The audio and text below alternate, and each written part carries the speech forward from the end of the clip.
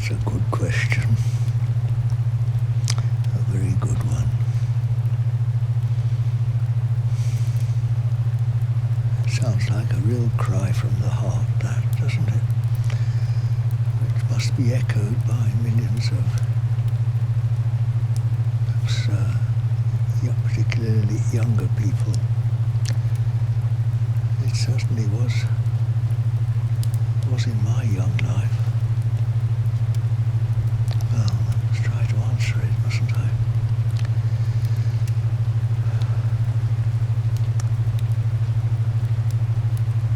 Well, what immediately comes to my mind is that when we first come into this world, we're actually very small, aren't we?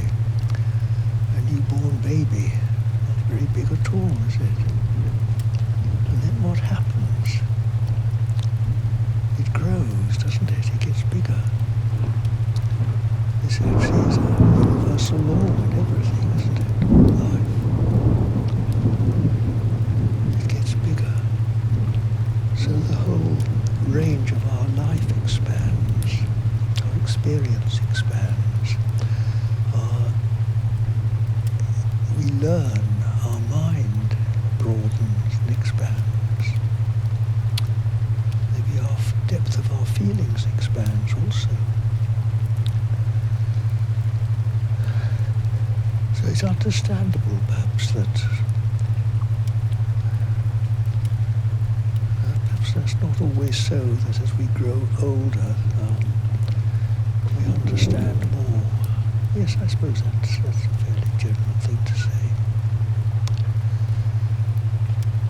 Let me come back to my own experience, if you'll forgive me, because then I'm speaking from surer ground. And maybe from that, we'll get a better answer to this question.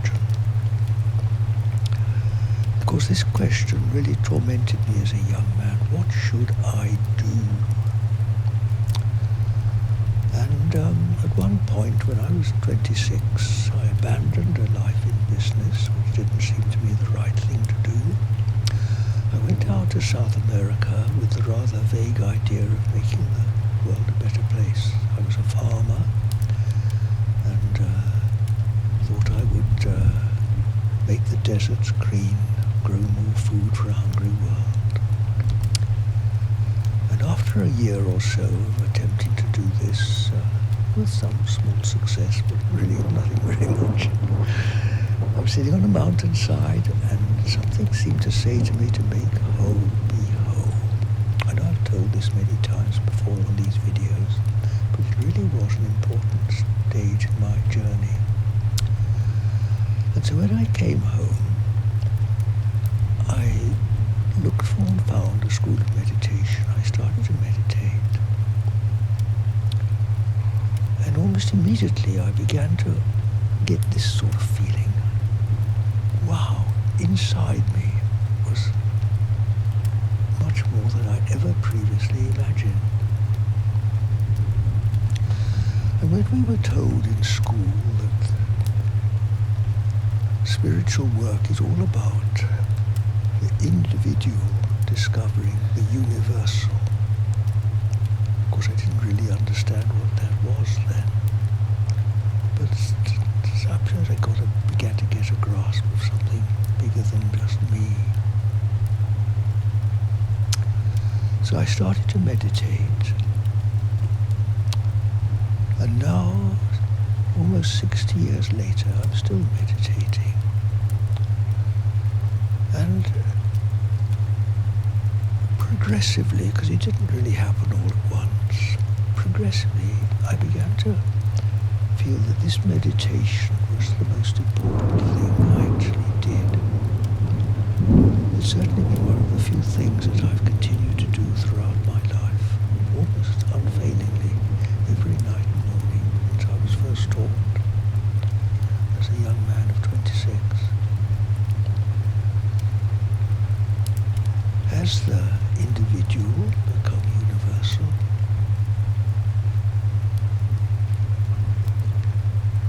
Well, from a rather lost young man say, really, almost obsessed with this question, what on earth am I meant to be doing in this life? Do you know, this morning, from long before dawn this morning, I was sitting in a seat over there where I normally sit. I closed my eyes and meditated. And you know, 3 hours later, almost 3 hours later, without having had almost any sensation of my body or my thoughts throughout that period, I opened my eyes and I wrote in my notebook, infinite completion.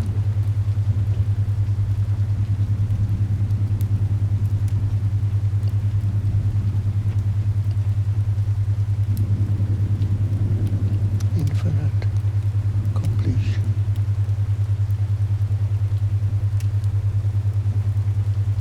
So how did I get from that mixed up young man to this?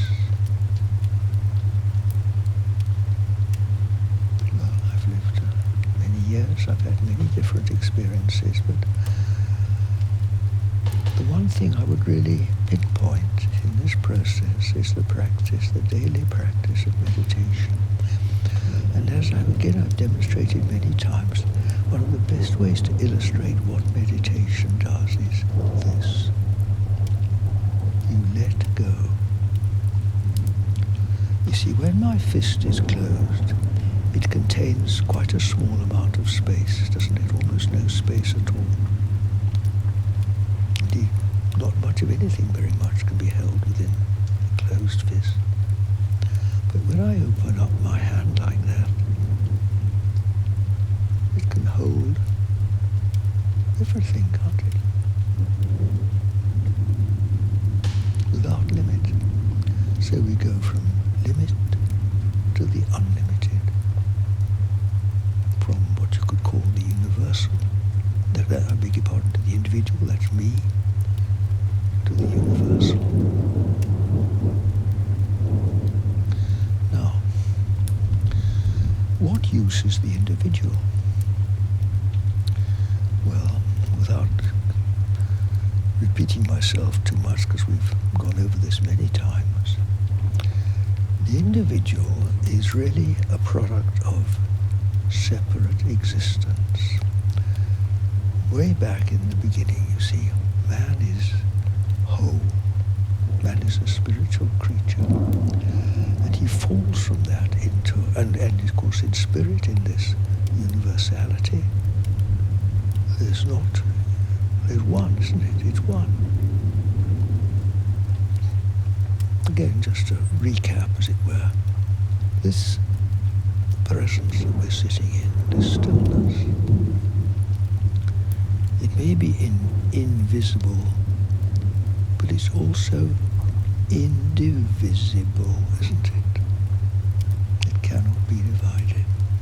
It's one universal presence, spiritual presence. And we've already begun to realize that this is what I am. When we let go the identity with the John Butler, this little old bundle of bones that has not got much longer to live on this earth. You could say the worldly task is almost done. I found home. I found that where it all originated. So that really is the answer to your question, you see. The individual is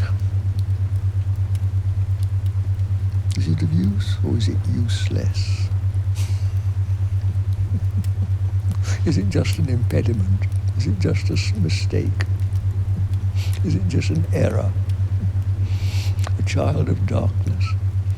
Or is Christianity describes a child of sin. Sin being that turning away from home, which is God, which is the universal. See, the lost sheep. So, what use is that? Perhaps it's of no use at all. It's just an impediment. It's just a nuisance, isn't it? It just bungs up the works and makes a mess of the world and irritates other people.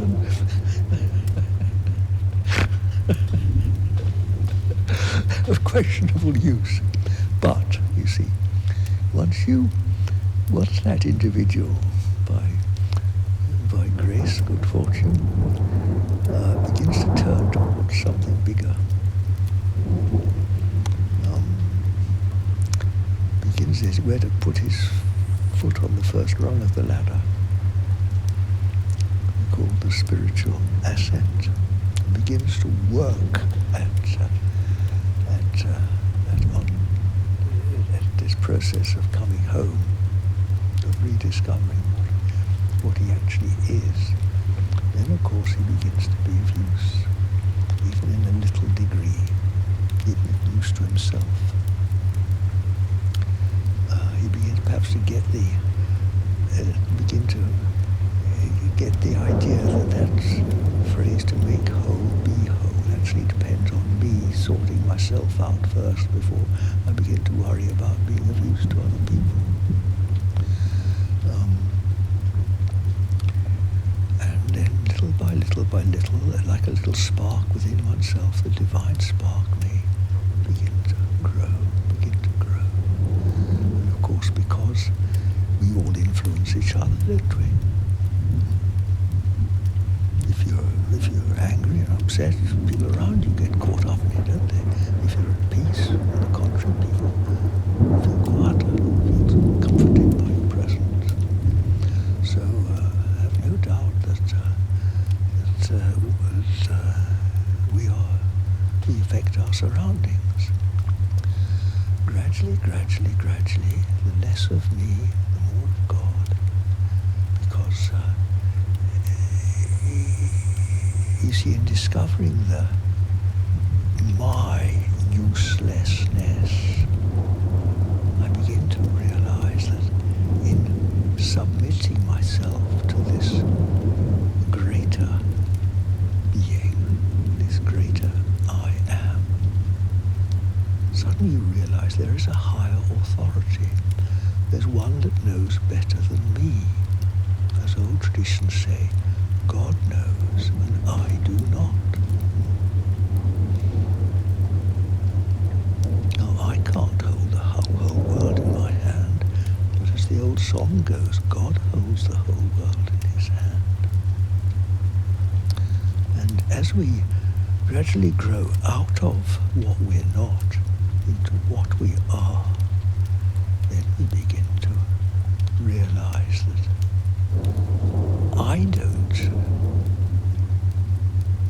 I can never attain perfect completion or infinite completion, because it's in the death of me, it's in the putting me out of the picture, you see. Without any John Butler in the way, like this morning. Infinite completion. And then you see, you are not one of millions and millions and millions of lost souls washing around in this darkness of this world trying to figure out what to do. You're one. That is complete. There's no more problems, there's no more death, or pain, or suffering, or poverty, or darkness. Infinite completion is the actual fact of the reality that we are.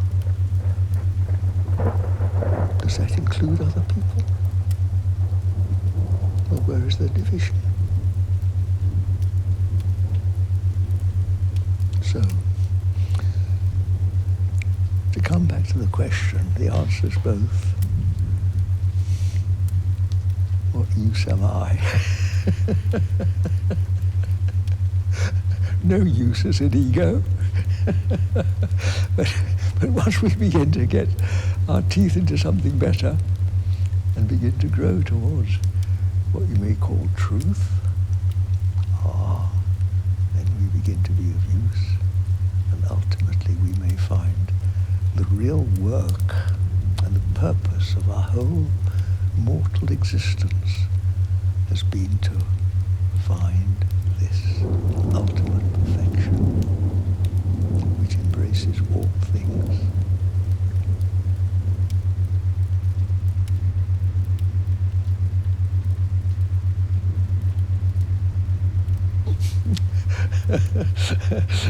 When you said that, meaningful, of course, if only we could become fully meaningful just like that. It's a long, long process, isn't it? But we take a step in the right direction. And, well, traditionally this was the purpose of good education, wasn't it? To set you along the right way towards a good and useful life. And we start off with such simple, basic things as unselfishness. Putting other people's first, humility.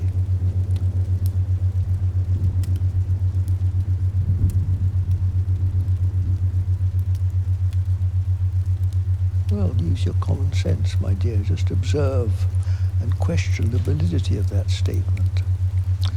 See what's the behavior of people. Just look at people. Particularly in our Western world, so often, not only unhealthy, but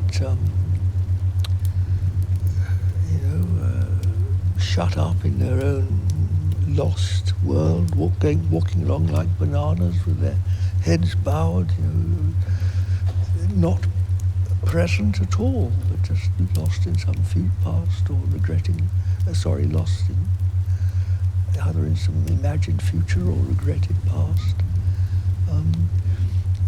Just say, well, is this really what we are? Is this individual really so important? Think of yourself. What am I, for goodness sake? One of my very first lessons as a young farmer was to realize how I couldn't walk on the grass without hurting it or crushing the insects or something. I began to question myself. I said, what on earth am I, John Butler? Am I really an asset to this world, or am I just a nuisance? Does nature want me? Of course it doesn't. I think most people don't want me either. They're not in the slightest bit interested in me. The only person who's interested in me is me.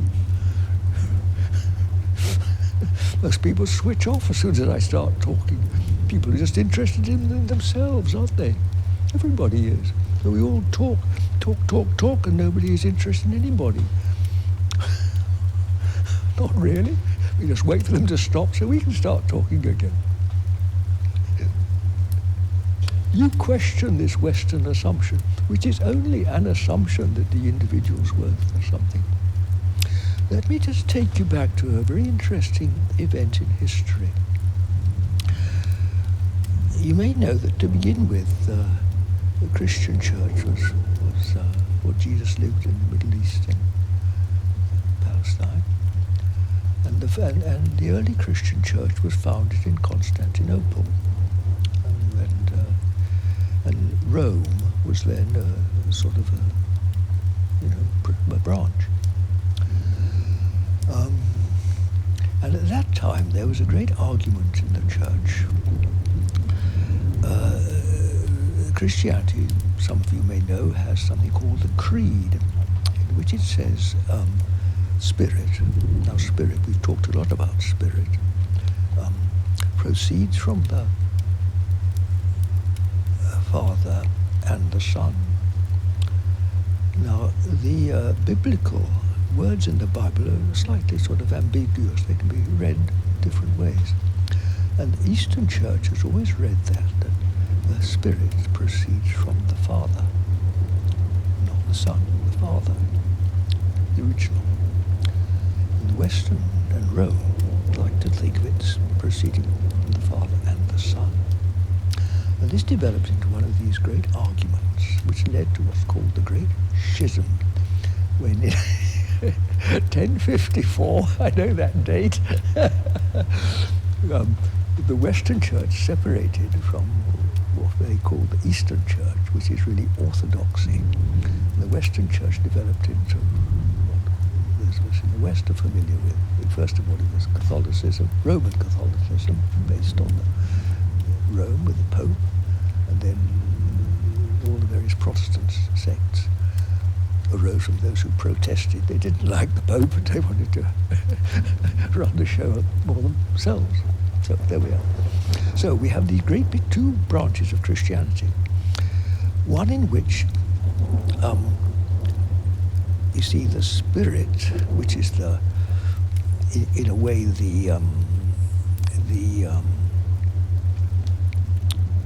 you could call the sort of formative energy of Spirit, proceeds through a man, through Jesus. Whereas in Eastern Church it doesn't. Man he comes straight from God. So throughout a long, slow evolution in the West, this has led to the glorification of man and the great emphasis on individuality, which we have in the West with human rights and the rights of the individual and all this sort of thing. Now in the East it's not like this at all. It's quite different. And I know this, I speak from experience because I've lived several years in Russia. And when I realized this, it immediately opened a great gate in my understanding. Because in Russia, the individual is of course acknowledged, but he isn't given that same emphasis. This incidentally is why East and West never understand each other. Politicians are forever criticizing each other, but they don't understand this fundamental difference in their culture and their outlook. Well, that's what has arisen in Western culture, you see. I think you'll find that certainly in Eastern Christianity, and I think probably throughout much of the rest of the world, not so rooted in this humanistic tradition of the West. They don't have this emphasis on the individual. So what I've just said to you in the first part of this interview will be more easy to accept.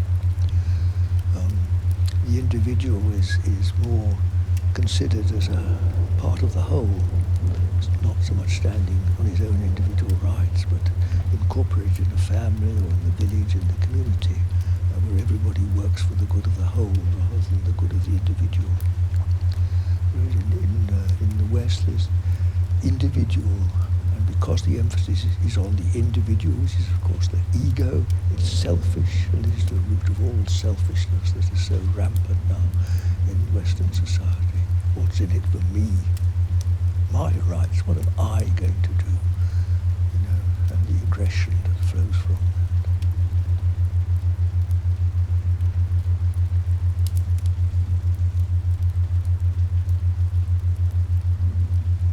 Well, the first step is to recognize the disease, isn't it?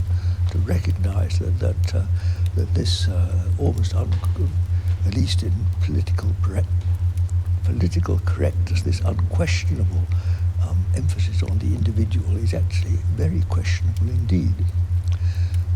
So question that, and then you begin to see that you don't have to live that way.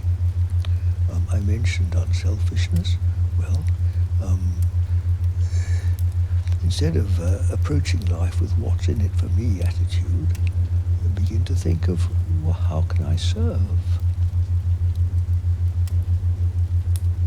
How can I serve the whole? Which may be humanity, it may be nature. In my case, it was nature. That's how I thought of myself as a farmer, the servant of the land. better than I found it. Not to worry about money. Surprisingly enough, I managed. I got my reward. You do, it's very strange. There are more laws than one thinks that govern what we receive in this world. And study the question, think about it, and you'll find openings.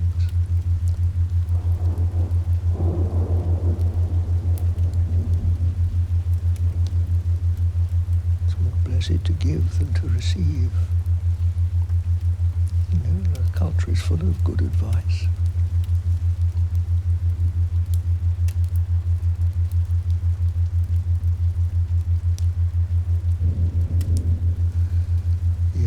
Yes, I can. Again, I can speak a lot from personal experience. Because it's led me through very much loneliness in my life. Because I didn't want to follow the peer group. Much scorn and misunderstanding.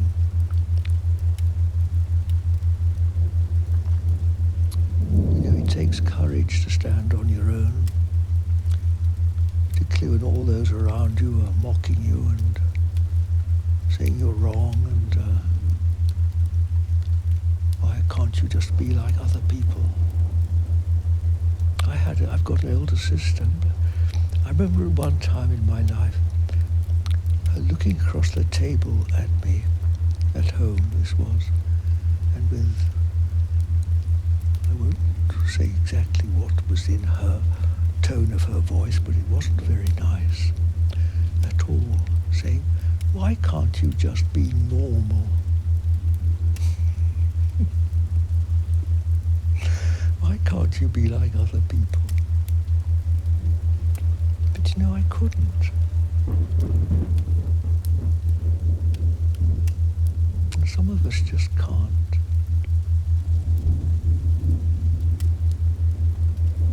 But again, it takes courage, you see, to follow your own, what you feel in your deep heart.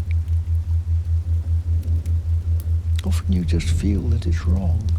You can't explain it. You can't, our minds aren't developed enough to give a rational explanation for it. So people say, well, what's the matter with you? And you can't tell them. But you just know it's not what you want in life. It's not right. Try to explain, they'll say, and we can help you, but you can't. They can't help you. You just have to often just go away by yourself.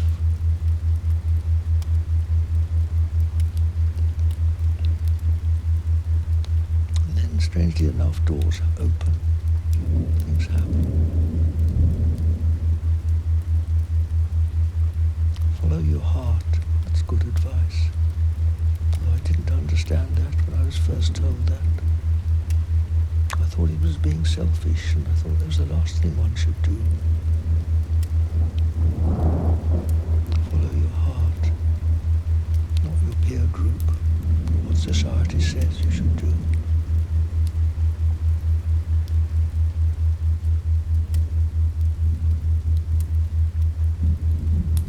My dears, I don't have a recipe for you. I can't say do this or do that. Be true to yourself. This above all to thine own self be true, and it will follow as the night the day. Thou canst not then be false to any man. So said wise Shakespeare many years ago. The advice still holds. But what on earth does it mean to be true to yourself? I didn't understand it when I first heard those words.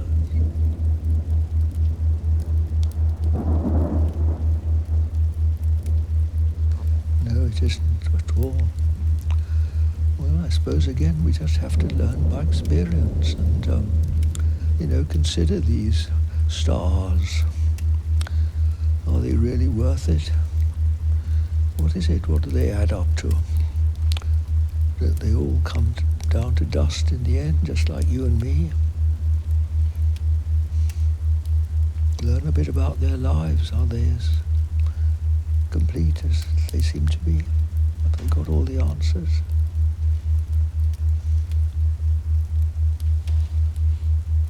Does it make them happy?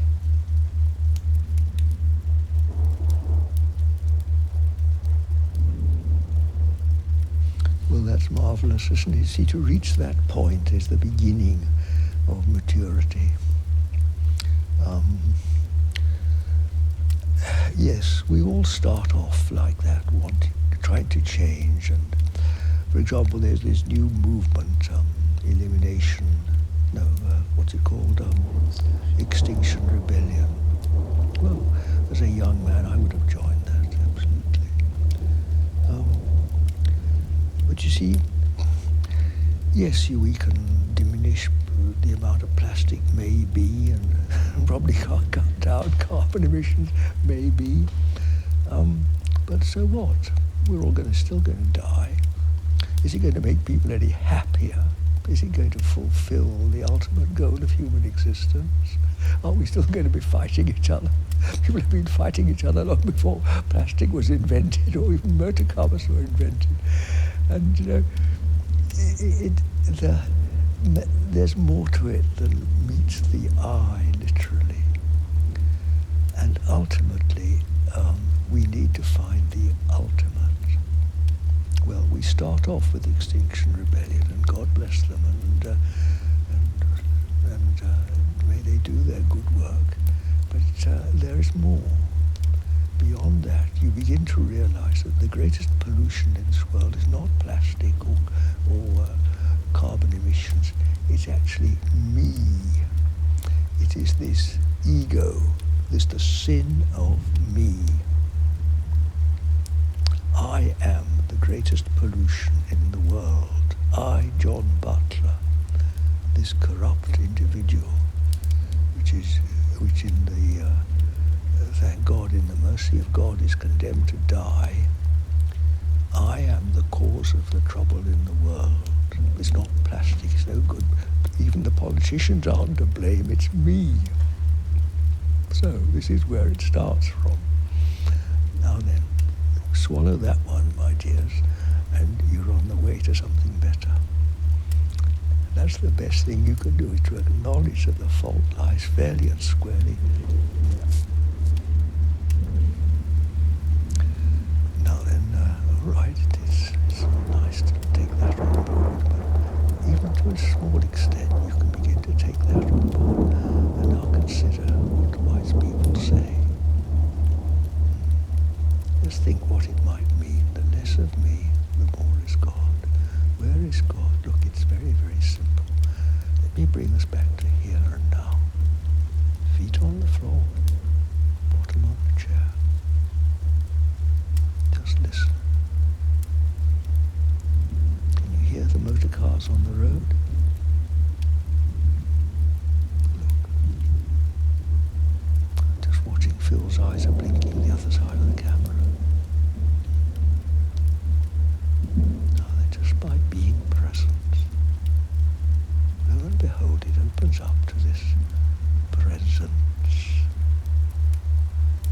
this invisible, indivisible spiritual presence, which is the threshold, you see, of what you can open up into a deeper understanding of what we may call God. What happens to John Butler in this process? Now, his body remains sitting on a chair, but he gets forgotten, doesn't he? And consciousness simply expands into this greater context, which embraces not only the little situation here, but extends beyond the world, beyond the walls, into the valley, in fact contains the whole world in its infinite completion. See how immediate and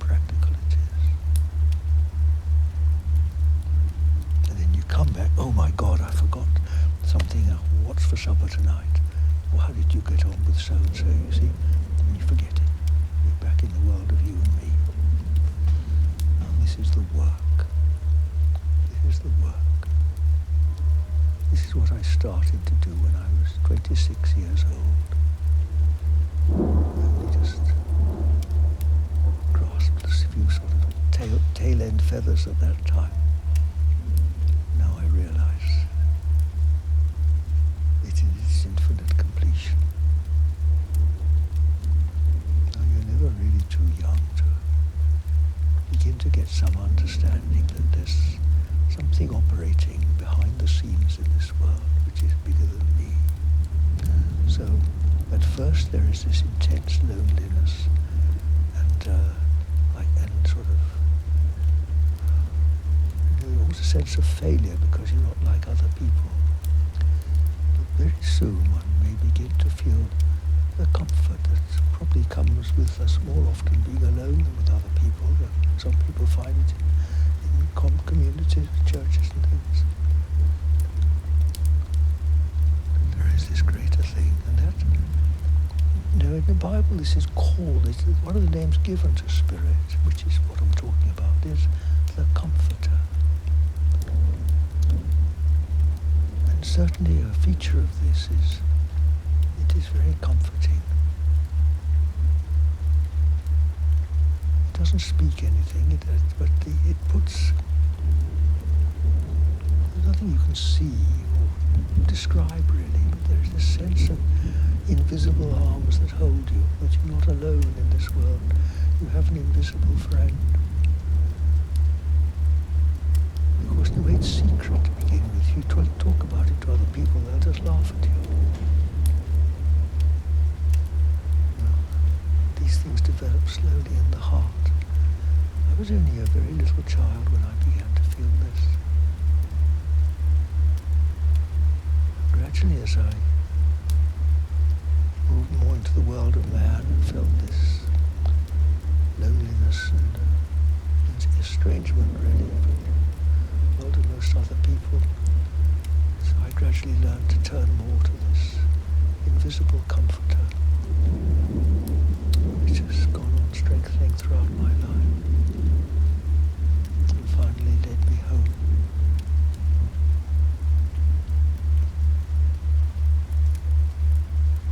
Yes, you pick up certain books, you may meet a few individuals in life who encourage you.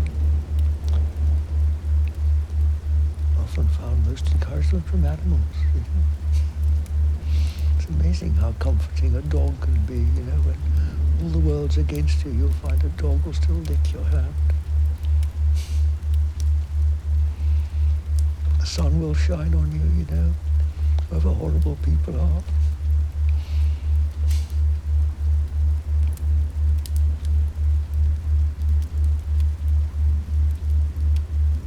These are called angels, all these things. Again, people will laugh at you.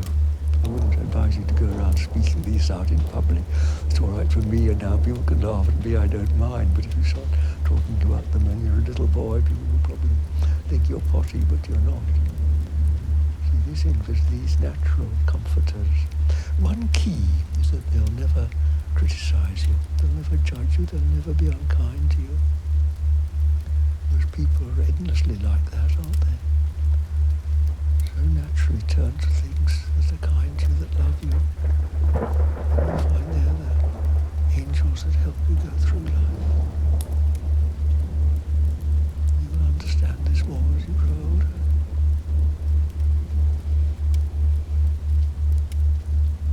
Be not afraid. The Lord is with you. It's true.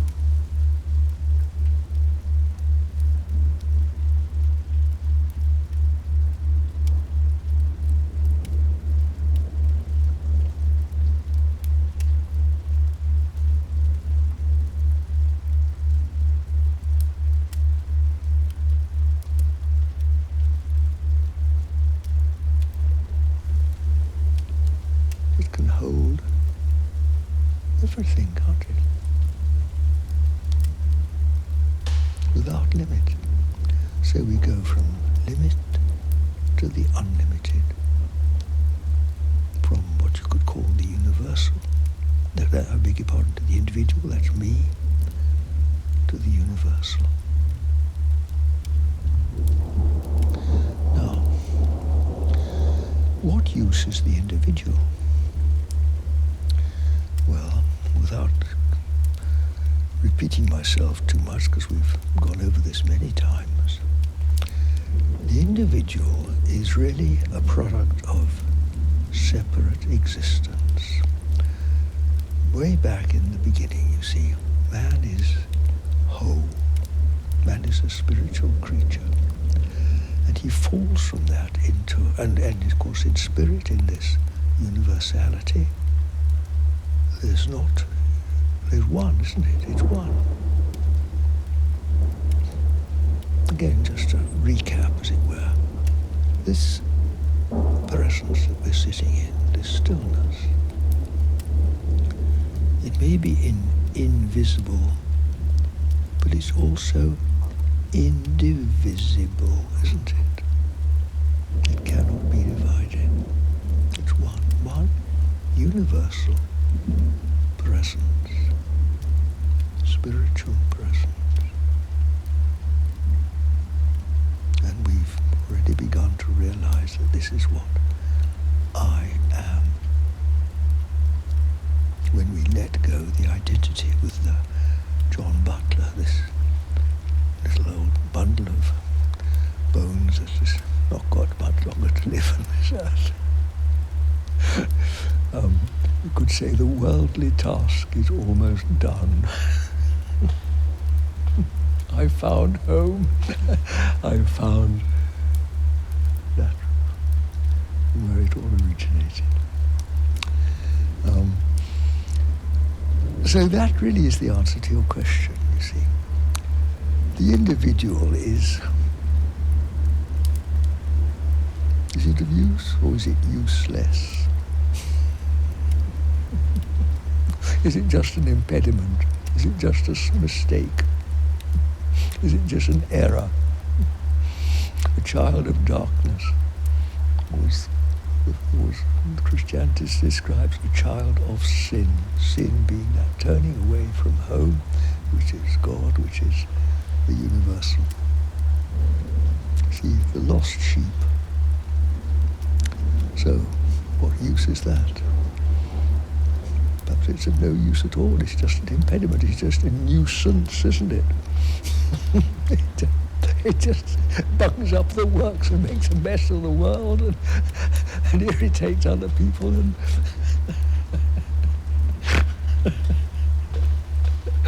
of questionable use. But, you see, once that individual, by grace, good fortune, begins to turn towards something bigger, begins, as it were, to put his foot on the first rung of the ladder, we call the spiritual ascent, and begins to work at this process of coming home, of rediscovering what he actually is. Then, of course, he begins to be of use, even in a little degree, even of use to himself. He begins perhaps to get the